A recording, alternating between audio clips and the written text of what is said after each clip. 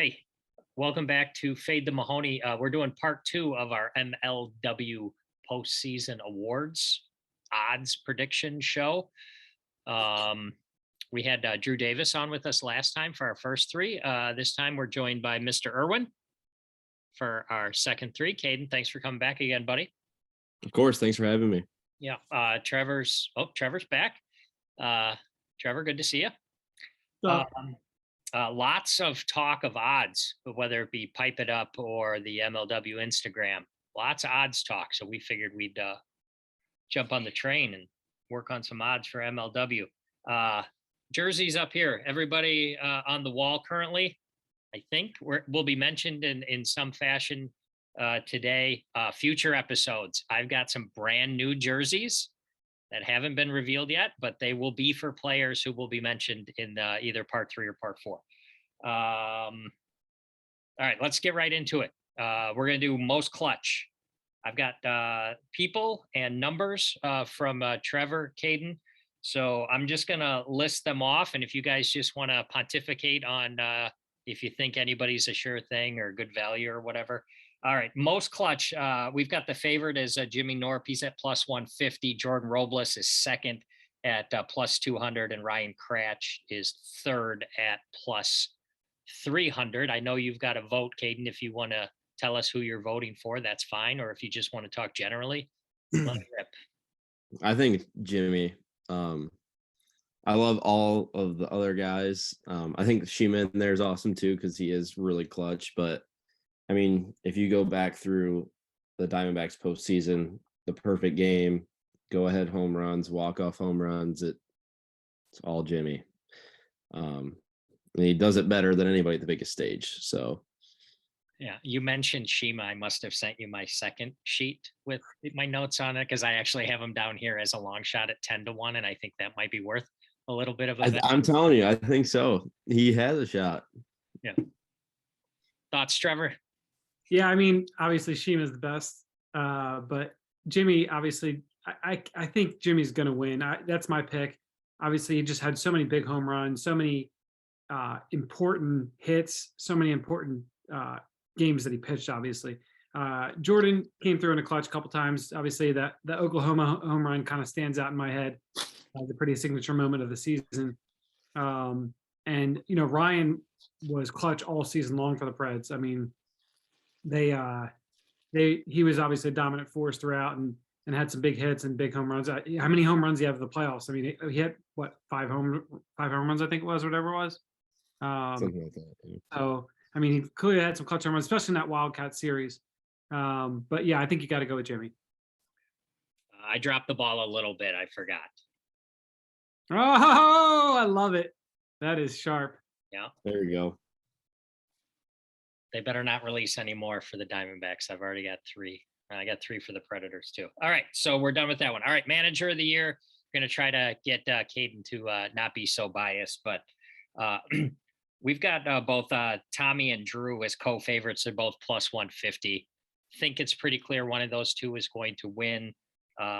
We do have the long shot of the co-managers, right? They're co-managers, right? Warda and Cratch. They're long shot at plus 600. Caden, we know who you're going to vote for, but go ahead, break it down. I think Tommy. I think it's pretty obvious just because we literally flipped our entire record around completely. So 4-11 to 11-4. Obviously, he made probably the best first pick possible with Jordan.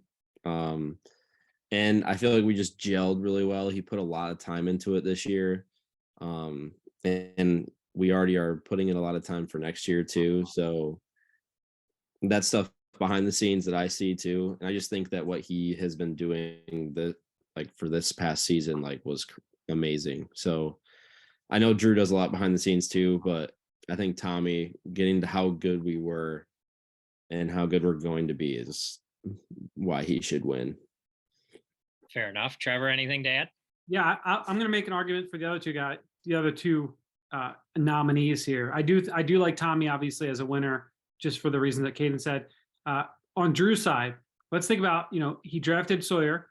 He drafted Barron the year before, obviously. He helped Barron become what he was this year. Yep. He pulled kind of the right strings in it. He made more decisions than any other manager. You know, he made use of the DH rule, having you know, you can say whether it's good or not, whether Barron could have done better or not, or whether their lineups were good or not. But it was clear that he felt like he found something that would work to get them to the World Series, and that's what he did. So I think you have to give Drew a lot of credit. Obviously, we give Drew a lot of shit here on this podcast, or a lot of crap here on this podcast. And but you know, I think he did a great job to get the Cobras to the World Series. Warda and Cratch, you know, they were picked as not just by me in the pre season predictions, but in the power rankings, they were number 8. You know, nobody expected them to have a great season, and they both clearly put in the work as managers, as you know, motivators for their team to go to a further level than anybody anticipated. So as far as like expectations go, you know, we thought the Mallards were going to be good. We knew that Jordan coming in was going to make a big impact. Cobras, we thought they might be good, but at the beginning of the season, I said, who knows? They could be really good or they could be terrible.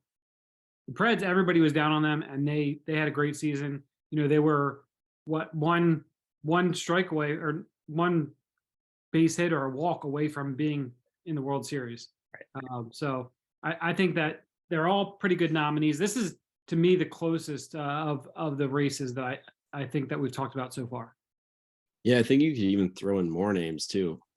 Like other than these 3, I think these are like the 3 favorites. But like if you look throughout just the season too, like think about how slow started the Diamondbacks even were, and like how they turned that around. Like that's not something that goes away easy. I think obviously the only team that probably couldn't win just because of how bad that their 2 seasons were probably the 2 that didn't make the playoffs. Right. But that's not because they didn't do like great managerial moves this year, because they obviously are improving for next year. But like you could throw in any of the 6 teams. But I think the top 3 that you mentioned are by far the ones that could be close enough to be voted on. It's funny, 'cause, like the Eagles had such a great season, and if the 5-man lineup would have worked out in the playoffs, then you'd have to give, like, you'd be like, oh man, we were down on the 5-man lineup and we didn't think it was a great decision. But if it ended up working out, then you'd be like, oh, gotta say Dan is up there. Right. Yep. I think your argument for Drew was the most compelling one, and that's who I would go with, Trevor, just on the record. All right, last one we're going to do. We're going to do the Silver Slugger Award, which from what I understand, is just an overall batting award, right? Hits, RBIs, home runs. All right. This is our first one that has a pretty significant favorite. We've got Jordan Robles as a -200 favorite, followed by, I've got both Kyle and Jimmy at +250, and then Ryan at +800. So we're listing those 4 people. Anybody want to argue a side other than Jordan? Trevor's thinking. Yeah, I'm just looking at the stats because I didn't, when I made these, I didn't have the stats in front of me. So couple people to talk about. Let's just go through the stats, I guess. First, Jordan hit 393, led the league in home runs with 8. He was second in the league in hitting with 393. Home runs 8, RBI 17. Jimmy, third in the league in hitting, 367, 5 home runs, 14 RBI. And Ryan was fourth in the league in hitting with 333, 7 homers, 17 RBIs. We left out Kyle. I kind of forgot. I literally just said Kyle. We added Kyle into it too. Okay, yeah, because I kind of forgot how great his second half of the season was. Yeah, because I remember after the first 2 series, I was like, I don't even know if Kyle should be an all-star this year. Like after, you know, the way he started, and he finished with the 344 average, 6 home runs, 22 RBIs, which was second in the league behind Tommy. So I mean, you got a lot of different guys to choose from there. I mean, if you throw in the stats from the postseason, then it becomes easier to give it to Norp. But I mean, for this one, I don't know. Do they? I mean, I don't think so. I don't think so. I don't think it would make a lot of sense, but what do I know? So my opinion, I like that you have favorite. Jordan is such a big favorite. Yeah. Pretty sure he's going to win. Yeah. The other thing is Jordan had 28 walks, Yeah. which was by far the most in the league. And his slugging percentage was by far the highest also, 821 slugging percentage, 1.417 OPS, which led the league also. So I think you kind of have to give it to Jordan. Yeah. Well, Yeah. and you can't, He's so right? dominant. And Caden, you can't pitch around him, right? No. No, because you got Tom. Tommy and Caden right behind him. What are you going to do? I don't know about me, but Tom for sure. Should we bring up Caden's stats from the year? Oh boy. He's got magic like levels. Yes, they're low. Come on, be nice to him. He's here. Okay. You can. I don't care. You can do it. Well, he just compared you to the Magic. There's nothing lower than that. Don't do that. No, if he was on the Magic, he'd have the worst batting average on the Magic. The My bad, worst? low. Yeah. 7.077. Yep. That's what you hit, Mr. Irwin? Yeah, I mean, I played 3 series. Does that include the postseason too? No, it doesn't include the postseason. Yeah. So like, I mean, most of my I had more hits in the postseason than I did the regular season. So, if that tells you anything. I'm just a postseason player. That's all I am. Doesn't really come through. Yeah. You're like Shima Light. Yeah, Shima, like the Walmart version. Hey, any of you who are watching this that aren't part of MLW Patreon, I suggest you get on there. Jimmy Norp did something similar to this earlier this week, I think, where he's breaking down the awards as well. So give him a watch. All right, those are the awards we feel good about we covered, guys. I think it was good. All right, get an NFL pick out of each of you. Trevor, while you study, Caden's going to go first. Caden, lock of the week. What do you got? I was back and forth between, but I think Cowboys will cover the -16.5 against the Texans at home. I think their defense is so good that they will be able to cover that. So I got them at the -16.5. They got that in the bag. So we like to hear. Even though you don't like McCarthy, I'm still their defense is so good. It's unreal. Find the biggest number on the board and lay them points. That's a recipe for ending up in the poorhouse. All right, that's Caden Irwin's. What are we in now? Week 14, I think. Yeah. Yeah. Week 14 lock of the week. Trevor, I've got ours here. You and I both lost, and Edonk won again. So ridiculous. It is ridiculous. I'm actually the worst. I'm worse than Lucas right now. I've lost so much money doing this. Thank God for betting on MLW games. Trevor, let's end the show. What do you got? What's your pick? I'm going to go with the recipe for success that I've actually had success with this year, which is betting against the Chiefs with bad teams at home. So I'm going to take the Broncos getting 9. Okay. Broncos +9. All right. We said 10 or 15 minutes. Probably ended up being longer. It always is. But that's part 1 of this week's show. Part 2 of our awards odds preview. Mr. Irwin. Thanks again, buddy. Thanks for stopping by and helping us out. Trevor, good to see you. See ya. All right. Good gambling, everybody. See ya. Later. All right. Back once again with my, honestly, I'm fade the Jorgy at this point. Just keep losing. Just lost my mojo. Had a hot streak. Was feeling good. Now I just can't pick anything. But at least my fantasy football team's in the playoffs. My main league, at least. So I got something going for me because these picks are not going great. This week, I'm going to take a road favorite. Got to go back to the well. Got to go back to the road favorites. I'm going to go Seattle -3.5. I think they can get it done. They failed me last week against Los Angeles, but I like their matchup this week. So give me Seattle. All right. We're back for the last part of the NFL portion here with the Edonk recap. The recaps are painful every week. Trevor and I both lost. Trevor had the Jets +3. Actually, a really good pick. He got super unlucky. I had the Seahawks -7.5. Never really had a chance to win that one. Unfortunately, Edonk won again, up to 7-4-2. which isn't cool. And Lucas won 2 in a row. He's 5-8. So Lucas and Trevor are 5-8. D-Donk 7-4-2. I'm bringing up the rear at 4-9. It's becoming very, very costly for me.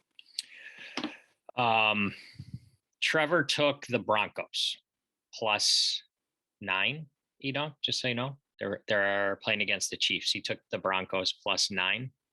I love the Chiefs in that game. That's awesome. So good. Good. Yeah. I am taking I'm taking the Cleveland Browns. I'm getting 6 points against the Bengals. I have no idea what I'm doing at any point, so I'll just take some points in a divisional matchup. That's what I'm doing. I've lost all hope. So go ahead, give us your weekly winner, Edonk. What do you got? I'm gonna take the Giants at home, getting 7. I think the Giants are, It's against the Eagles, right? I mean, call me crazy. I think the Giants are a Super Bowl contender.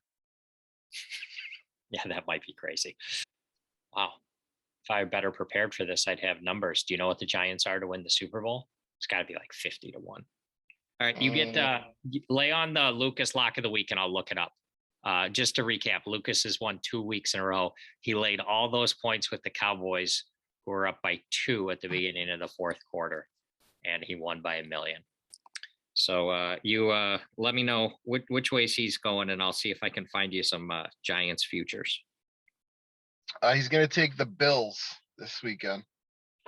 I don't know if that's good or bad. But that's what he's taking.